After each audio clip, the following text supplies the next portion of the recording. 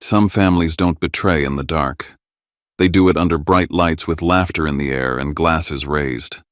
At a father's birthday, one son gets publicly humiliated and told to pack his bags like he's nothing more than dead weight.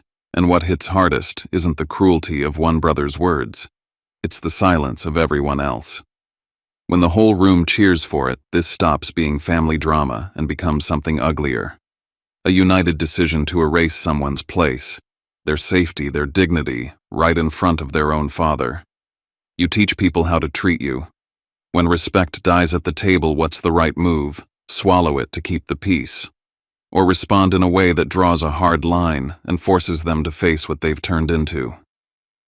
Before we dive into today's story, let us know where you're tuning in from. It's always amazing to see where our stories travel. Don't forget to subscribe so you won't miss the next twist in this journey. Now, let's listen to him from the heart. Looking back, it all feels like a different life. A timeline split by lost choices and a house that refused to let go. If you had met me 5 or 6 years ago, you'd have found a version of myself on the rise in Seattle, 26 and hungry. The kind of guy who drank black coffee, lived for late-night campaign launches, and measured his worth by project wins and LinkedIn recommendations. My apartment overlooked the gray-blue expanse of Elliott Bay. I had a girlfriend who worked at a nonprofit, a fantasy of maybe settling down one day if we both stopped working weekends. On the phone, my dad's voice always sounded older than I remembered, but I chalked it up to the miles and his stubborn reluctance to use FaceTime. My mother was the one who texted memes and photos of her blooming garden, who reminded me not to wait too long before visiting. Then came the call, my sister Tamsin's voice trembling on the line. The news about Mom's breast cancer, returning the late-night flights, the hospital rooms that reeked of antiseptic and denial. When she died, the silence in that house on Franklin Street became absolute. Dad drifted through the days, shuffling from his chair to the window and back again, sometimes forgetting to eat, sometimes letting the kitchen faucet run all night. I found myself ping-ponging across the country, burning vacation days and air miles, always thinking I could keep my life in Seattle and still be the good son. But after the third time I flew back and found unpaid bills stacked beside the fruit bowl, and Dad so thin I could see the bones in his wrist, the illusion crumbled. I remember the phone call from my brother Pierce as if it happened yesterday.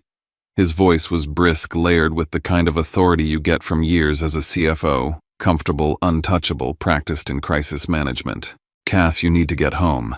Dad's not doing well and I have a lot on my plate. You're more flexible. We just need someone there. You know, I asked if he'd visited lately." He deflected, talking about quarterly reports and who else would do it. I knew what he was really saying. I didn't have kids or a mortgage. I was the most convenient option for the family's loose ends. So I packed my life in cardboard, promising my boss I'd only be gone for a few weeks. I left my apartment keys with my girlfriend, who didn't say she'd wait, but didn't say goodbye either. Arriving at the family house in Old Town Alexandria was like stepping into a mausoleum curated by my mother's gentle touch. I found recipe cards in her looping cursive, a half-finished sweater on the arm of the couch, her favorite blue mug still on the drying rack. I took over the logistics, setting out Dad's meds each night, driving him to physical therapy, dealing with repairs and old pipes that groaned in the winter. I called doctors, organized insurance forms, scheduled checkups, paid taxes. I watched Dad slip between lucid days and moments of fog, sometimes mistaking me for my uncle or asking after Mom as if she'd just left for the market. The weeks bled into months. Seattle felt like another world. Eventually, the emails from work slowed, replaced by short take care notes and then silence. I didn't make any dramatic announcement. I just stopped forwarding my calls. My girlfriend called less and less, her voice sounding further away each time, until the last conversation when she asked, "Is this really your life now?" and I didn't have an answer. I became that person you hear about, but never see, the adult child who puts life on hold for a parent. In the mirror, I watched my ambition turn into something harder and quieter, a kind of stubborn love that didn't care how it looked. Pierce visited once that spring. He swept in wearing his tailored suit, holding a gift bag for Dad with a bottle of good whiskey, but he spent most of his visit tapping on his phone. He listened as I updated him on Dad's blood pressure, nodded at the mention of the neurologist, but his questions turned quickly. "What's the property tax here these days, Cass? You know, this neighborhood's gone up like crazy. Are the estate docs up to date? He asked if Dad had ever talked about updating his will, and I could feel his eyes measuring the house column's square footage potential. Tamsin called a few times, always polite, asking about Dad's spirits before inevitably circling around to, has he made any new plans for the house?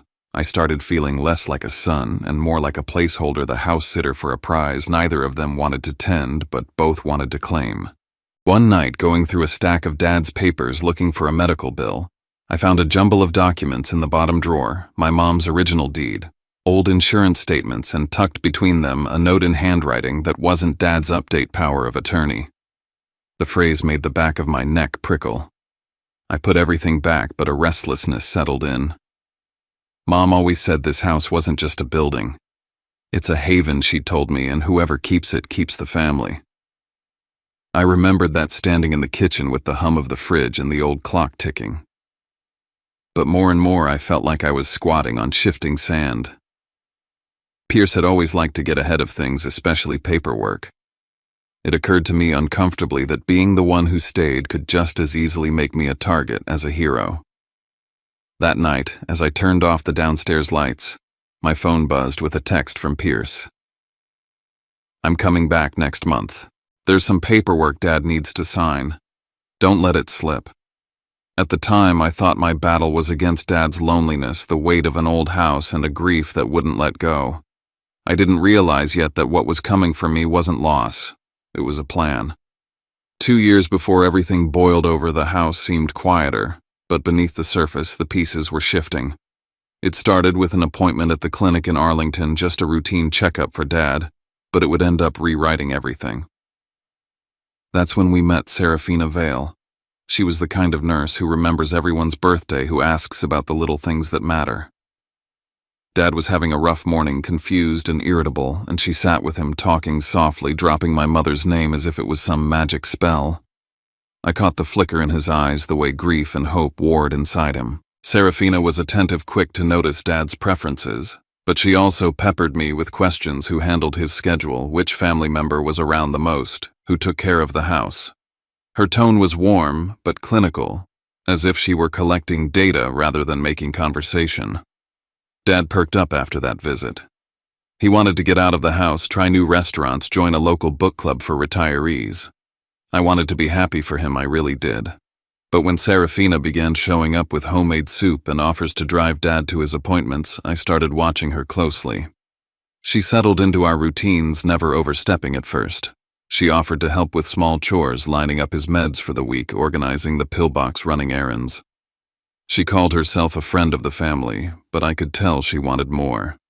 I noticed how she positioned herself as the only one who got him, and how she seemed to need me out of the way. When Pierce called one night, his tone was softer than usual. Honestly, Cass, if she's willing to take care of Dad, you might want to start planning your return to Seattle. You deserve your own life. Tamsin echoed the same sentiment almost verbatim, as if someone had given her talking points. I could hear the relief in their voices. They wanted to be free of the obligation, even if it meant trading Dad's independence for their convenience. 6 months later, Dad told me he wanted to marry Serafina. The speed of it knocked me off balance, but I didn't push back. I was too afraid that saying no would send him spiraling again. They had a modest ceremony. Afterward, the atmosphere in the house began to warp. Serafina brought up marital privacy and asked if I'd mind moving into the smaller guest room. She redecorated shifting photos, boxing up my mother's keepsakes, adding her own framed certificates to the study wall. These old houses are a lot for Graham at his age, she'd say at dinner, her voice casual. Have you considered how much easier it would be to downsize, less taxes, fewer stairs? Maybe we should talk about selling. I caught a glimpse of her one afternoon, scrolling through listings for luxury condos on the Alexandria waterfront. She flipped her phone over as I walked by, smile tight. I wanted to believe I was being paranoid, but I couldn't shake the feeling that her gaze lingered too long on Zillow, not on Dad. It didn't take long before Pierce and Serafina started operating as a unit. He made more frequent trips from New York, but only when Dad was out at physical therapy. Once I walked in to find the two of them at the kitchen table, heads bent over a sheaf of paperwork labeled with phrases like power of attorney valuation and consultation. Serafina laughed when I asked about it, claiming it was just insurance stuff for Dad's protection. Pierce insisted I was being hypersensitive, but I saw the look that passed between them, a flicker of shared understanding.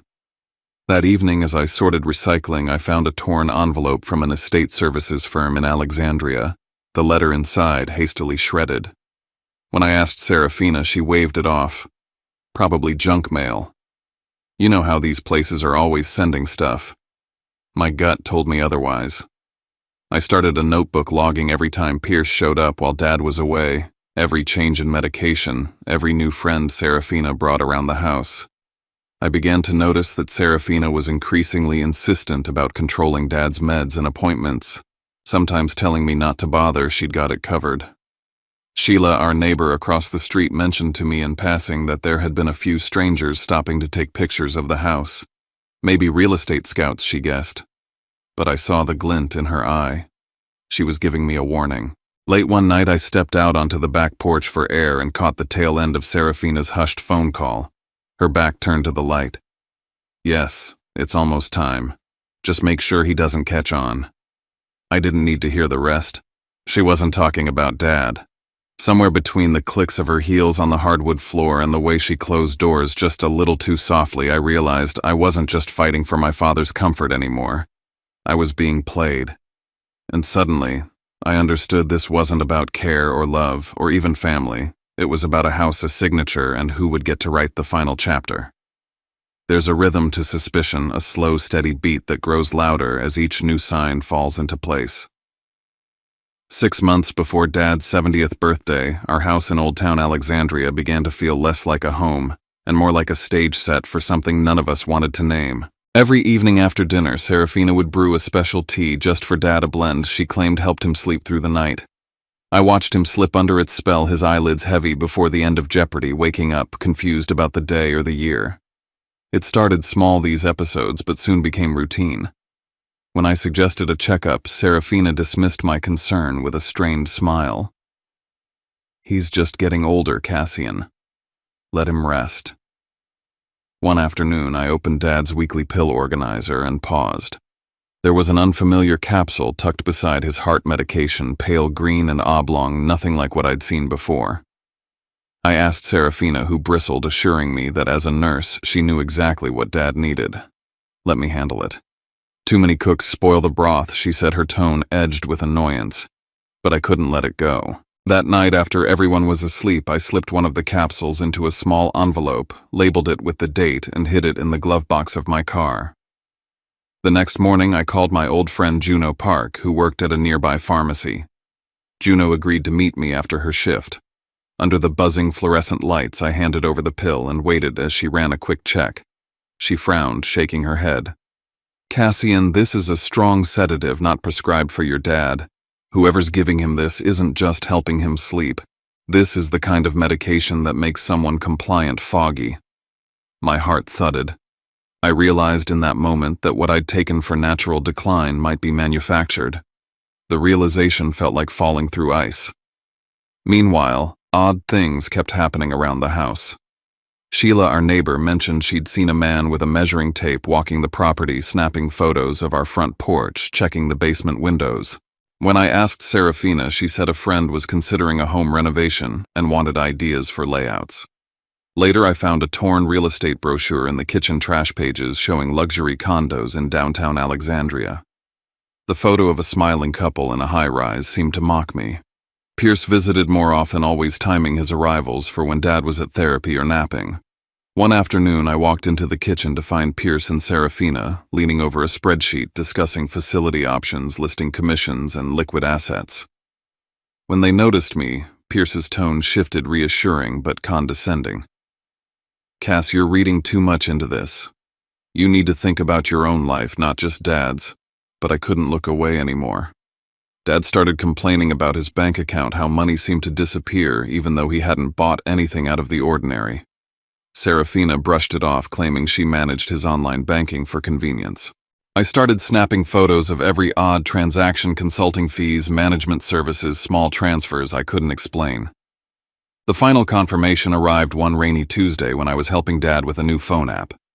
Swiping through his photo gallery, I found a recent image of a power of attorney document, Pierce's name featured prominently. Dad blinked at the screen, puzzled. I don't remember taking that photo. Must have been the day Serafina made that new tea. I slept nearly all afternoon. He couldn't recall signing anything or even discussing it. The weight of what was happening pressed down on me. They weren't just talking about taking control. They were preparing the paperwork to do it. After dinner that night, I sat in the garage with the capsule and the phone in my hand. I could hear laughter through the kitchen window, Pierce and Serafina chatting as if nothing were wrong. I understood then that if I raised my voice in that house, if I let my anger show, they'd cast me as the troublemaker, the greedy son desperate to hang on to the house for himself. I needed more than suspicion. I needed facts and a plan. I pulled out the folder where I kept Mom's old legal files and started mapping out a timeline the days Pierce appeared, the nights Dad slept too deeply, the moments Serafina stepped into the role of caretaker and quietly took over the rest. The evidence was scattered but real. I knew what I had to do.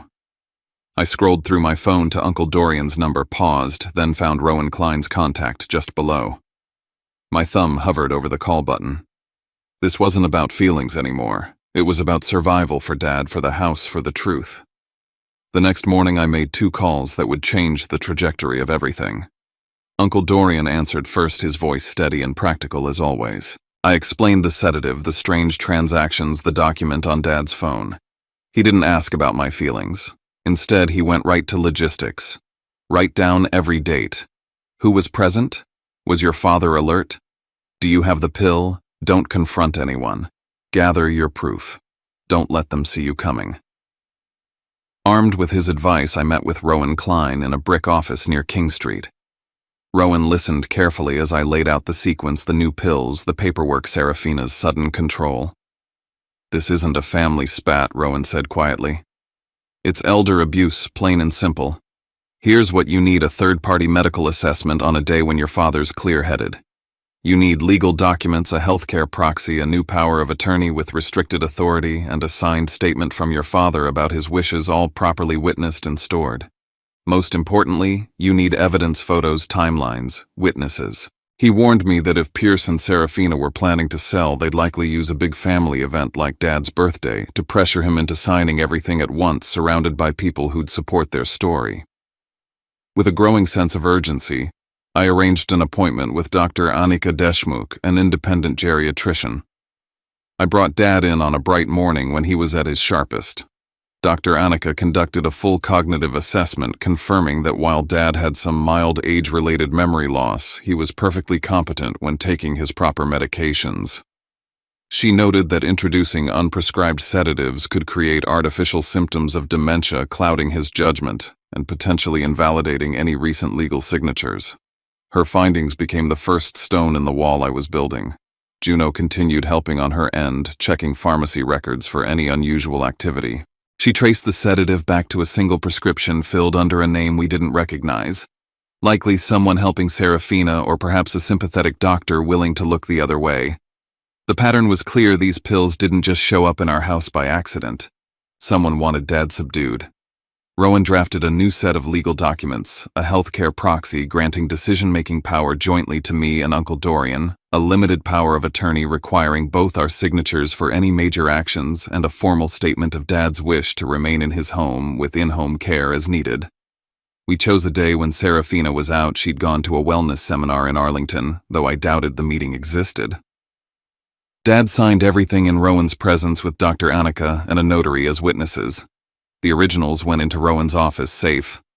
I made copies and hid them in the old toolbox Dad kept in the garage, a place Serafina never touched. Meanwhile, Sheila from across the street sent me photos she'd taken of a man in a suit pacing our sidewalk, tape measure in hand, snapping pictures of the windows and jotting notes on a clipboard. I printed the photos and filed them away with the rest of my evidence. The pieces fit together: Serafina's casual mentions of downsizing, Pierce's spreadsheet calculations, the parade of unfamiliar faces assessing the house like a prize on the market. At home, Serafina's tone grew sharper. During dinner, she'd hint to Dad that maybe I should focus on my own future, that it was time for Cassian to move on. When Dad went to bed, her mask slipped entirely.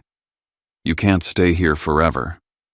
Pierce knows how to take care of your father's future. You, on the other hand, are just getting in the way. I bit back my response. Let her underestimate me. The more confident she grew, the more careless her moves. Rowan's warnings echoed in my mind. He told me that in cases like these, it was common for abusers to stage a signing at a big family event, using the presence of friends and relatives to pressure the target into compliance. I saw it coming now, the crescendo set for Dad's birthday when the house would be full, the atmosphere celebratory, and the opportunity for manipulation at its peak. Juno confirmed what I feared. The sedatives appeared in Dad's pillbox regularly, never by accident, always timed for days when big conversations about paperwork were scheduled. Whoever orchestrated this was careful, but not perfect. One evening, Sheila and Ben waved me over as I took out the trash. They handed me their phone, showing me a video of the suited stranger measuring our front walk. Looks like someone's making plans you haven't agreed to, Ben muttered. I thanked them, adding the video to my growing collection of evidence. Late that night, after Dad went to bed, I scrolled through his phone and found a new calendar event I hadn't created: notary appointment scheduled for a Thursday afternoon when I'd be out buying groceries. The invite hadn't come from me or Dad. It was a glaring sign that the pressure was mounting, the window for action narrowing. That night, I finally set up the cameras Rowan had advised, small, unobtrusive, covering the kitchen, the study, and the entryway. As I checked the feeds from my laptop, I realized that the next few months wouldn't just be about caring for Dad or saving a house. They would be about documenting every move, preparing for the day when everything would come to a head. As I turned off the lights, I rehearsed my own plan for Dad's birthday, not just a celebration, but a checkpoint, a turning point, the day I would be ready to fight back with more than just my word. By the time summer leaned into fall, the pressure inside the house became visible, like cracks spreading through old plaster. 3 or 4 months before my father's 70th birthday, Serafina stopped pretending that we were on the same side. I finished installing the cameras one quiet afternoon while she was out, placing them only in common areas, exactly as Rowan had instructed. Within the first week, they caught what my instincts had been screaming for months. Late at night, Serafina stood at the kitchen counter, opened my father's pill organizer, and calmly rearranged the contents. She removed one capsule, replaced it with another, then slid the box back into the drawer as if nothing had happened. I didn't confront her. I copied the footage, encrypted it, and stored it where she couldn't reach. Not long after, I saw her begin a different campaign. At the senior center, where she now insisted on taking my father twice a week, she leaned into conversations with other spouses and staff, her voice pitched just loud enough. She talked about how overwhelmed I seemed, how I snapped too easily, how burnout made people irrational. I stood a few feet away listening as my reputation was quietly rewritten. She wasn't trying to fight me directly. She was eroding my credibility, one comment at a time. Pierce arrived one Friday afternoon carrying glossy brochures for Riverstone Harbor Senior Living, a high-end facility overlooking the Potomac. He spoke to my father gently, outlining all the amenities, the safety, the freedom it would give me. I watched my father's shoulders slump as Pierce framed the conversation around burden and inevitability. "You don't want to hold Cassian back," Pierce said, as if this were a kindness. I realized then that the goal wasn't just to sell the house. It was to make my father believe leaving it was his idea. Tamsin followed suit.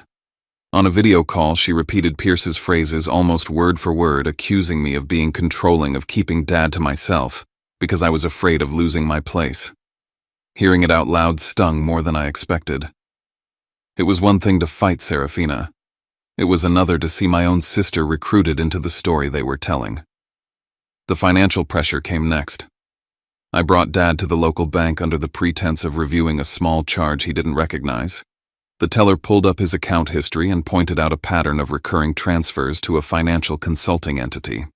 When I asked who authorized them, she explained that only the most recent authorized agent could make changes. The implication was clear: paperwork already existed that could shut me out completely. The most brazen move came disguised as politeness. I noticed a notary appointment on Dad's calendar scheduled for a time when Serafina insisted I run errands. "I'll handle it," she said lightly. "Just some care-related forms." I pretended to agree, then circled back early. Through the front window, I saw Pierce seated with a stranger at the dining table, documents spread out, my father slumped in his chair, eyes unfocused. I interrupted with a simple excuse about lunch. While they regrouped, I snapped a photo of the document cover and caught the notary's name. I sent everything straight to Rowan. Rowan's response was immediate and grim. This wasn't over. If anything, it meant they were accelerating. He warned me they would try again in a setting where I'd be outnumbered and pressured into silence. Uncle Dorian agreed. They'll pick a day when no one wants to make a scene, he said. A celebration. That night, as I cleared the printer tray, a page caught my eye. An email confirmation Kent Halberg confirmed attendance. I didn't recognize the name. A moment later, Serafina's laptop screen lit up on the kitchen counter. A message preview flashed before it dimmed. Make sure he has the tea before the toast. My hands went cold. I finally understood that the birthday wasn't just a date on the calendar. It was their chosen moment. The weeks leading up to the birthday felt like running through fog with a clock ticking somewhere behind me. Serafina grew suspicious, commenting on strange noises, asking if I'd installed new devices. I laughed it off, blaming the router and the old wiring, but when I checked the feeds, I saw brief outages where the signal dropped. I backed everything up that same night, moving copies off-site just as Rowan had taught me. Pierce made another attempt to seize control, suggesting a new medical evaluation with a doctor he trusted, someone who could document a sharper cognitive decline. I refused outright. Pierce accused me of manipulation, of keeping Dad trapped. Rowan was firm when I told him. Don't let them create competing medical records, he said. That's how they box you in. Uncle Dorian arrived a few days later, pale but determined. He spent an afternoon alone with my father during one of his clearer windows. When they emerged, Dad looked shaken but resolved. He admitted that there were days he signed papers he barely remembered, days blurred by sleep and confusion. He told Dorian and later me that he wanted to stay in his home, that he didn't want to be moved like furniture. I reinforced that clarity with another visit to Dr. Annika, who documented my father's stable condition on his proper medications and reiterated her availability if needed. Meanwhile, a stack of printed drafts appeared on the printer listing strategies, commission outlines, staging plans. The name Kent Halberg surfaced repeatedly.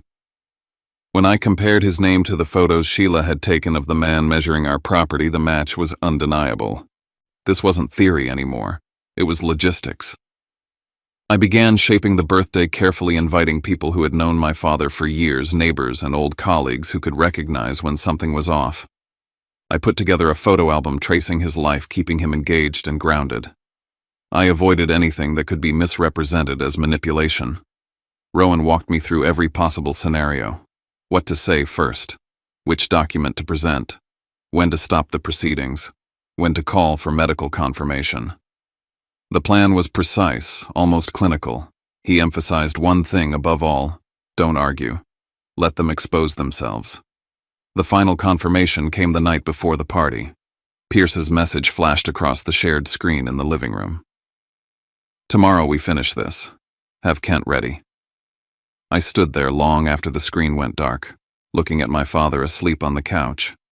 The staircase behind him lined with family photos. My mother's smile frozen in time. They thought they were staging a celebration. They thought they were cornering me.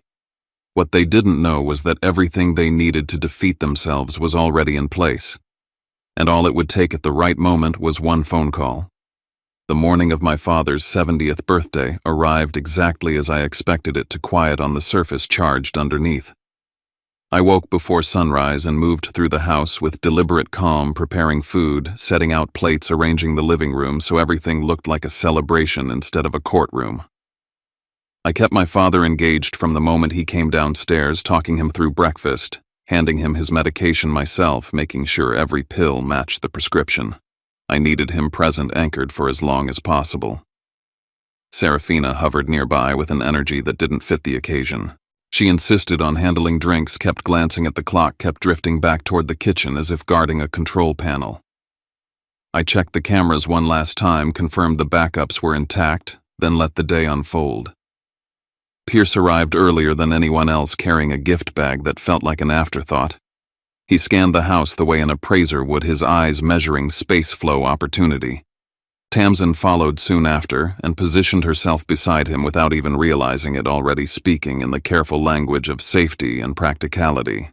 When Kent Halberg walked in dressed like he was heading to a boardroom instead of a birthday party, the picture finally completed itself. The stiff portfolio in his hand didn't belong in a room filled with balloons and photo albums. The neighbors and my father's old friends arrived next. They brought warmth with them, stories, shared memories, laughter that pulled my father into the present. I watched his posture straighten when someone mentioned a bridge he'd designed years ago, watched his eyes light up when he recognized faces from his past. That was the tether I needed in place. Serafina made her move just before the cake. She handed my father a drink she described as something to help him relax, her tone practiced and sweet. I didn't stop her. I noted the time instead. Within minutes, his speech slowed, his focus drifted. Pierce noticed immediately. Kent shifted closer. Pierce tapped his glass and began his speech, his voice smooth, rehearsed. He praised my father, talked about responsibility, about the future. Then he produced documents talking about decisions already made, about arrangements finalized. When he turned to me, the mask slipped. "Pack your bags, loser," he said loud enough for everyone to hear. "This house is going up for sale." A few people raised their glasses, uncertain, but following the lead they'd been given. Tamsin lifted hers automatically. My father looked at me confused, asking about the trip I'd mentioned weeks earlier, the one I hadn't given him yet. Pierce cut him off with a laugh, dismissing it as another impractical idea. I didn't argue, I didn't defend myself. I walked straight out the front door onto the porch and made one phone call. Rowan answered before the second ring. I told him exactly what was happening, nothing more. He said he was on the way. Uncle Dorian and Dr. Annika were already close. 10 minutes later, the front door opened again. Rowan stepped inside first, followed by Dorian and Dr. Annika. The room froze. Kent was mid-motion, opening his portfolio. Pierce was holding a pen. Rowan's voice cut cleanly through the tension, instructing everyone to stop. He announced the existence of binding healthcare and decision-making documents, named Dorian and me as authorized agents, and warned that any attempt to proceed would carry consequences. Pierce exploded, shouting that I was a parasite, that I was manipulating the situation. Serafina joined in, accusing me of surveillance, of sabotage, her voice rising as the plan unraveled in front of witnesses. Dr. Annika approached my father, calmly asked his consent, and began a brief evaluation. She explained the need for testing the signs she was observing. Rowan presented copies of the documents Pierce claimed to supersede, explaining precisely why they did not. When Kent realized the situation he'd walked into, his confidence vanished. Rowan made it clear what continued involvement would imply. Kent closed his portfolio and stepped back, announcing he was withdrawing. Tamsin finally spoke, asking Pierce why there were unfamiliar medications involved, why a real estate agent was here at all. Serafina, cornered and frantic, lost control. She shouted about money, about plans, about what she'd been promised. Every word landed like a confession. The shouting escalated, overlapping accusations filling the room. My father gripped my hand, his focus returning as the fog lifted. The celebration collapsed into truth. I watched it all in silence. I hadn't needed to fight. I had only needed to let them talk. The next day began with paperwork instead of apologies. Rowan filed emergency motions before noon, freezing any attempt to transfer property or access accounts. The bank complied once the documentation was presented. Transactions stopped, lines of credit locked. Dr. Annika's results arrived shortly after. The presence of medication that had never been prescribed was documented clearly and professionally. It reframed everything. What had been dismissed as family disagreement now carried a different weight. Protective Services opened an inquiry. They interviewed neighbors, reviewed footage, examined records. The pattern was impossible to ignore once laid out in order. Serafina was removed from the house. Locks were changed. Access revoked. Pierce's financial maneuvers surfaced next. Regular transfers, structured just small enough to avoid notice, led back to arrangements he'd orchestrated. Tamsin confronted him and finally saw the story she'd been repeating collapse under evidence. My father recovered steadily once his medication was corrected. His speech sharpened. His memory stabilized. He set boundaries with a clarity I hadn't seen in years. Weeks turned into months. Legal consequences followed their course. Some relationships didn't survive. Others slowly began to mend. The house remained. Quiet again. Whole. And that's where his story lands after the shouting, after the phone call, after the moment the room finally realized they weren't just making a joke. Sometimes the sharpest wound isn't losing a thing. It's watching the people who should protect someone clap while it happens. And when that kind of disrespect is served like dessert at a family table, it changes what a person is willing to tolerate. What we can hold on to together is this. We don't get to choose the family we were born into, but we do get to choose what we accept and what we walk away from. Boundaries aren't cruelty. They're clarity. And even when a situation is messy, choosing dignity can still leave room for compassion without handing our peace back to the people who broke it. If you'd like to stay with us, subscribe and come back for the next story. And if you feel comfortable, leave a few lines in the comments where you're listening from or the moment you knew you had to draw a line. Thanks for spending this time with us. Take care, and we'll see you soon.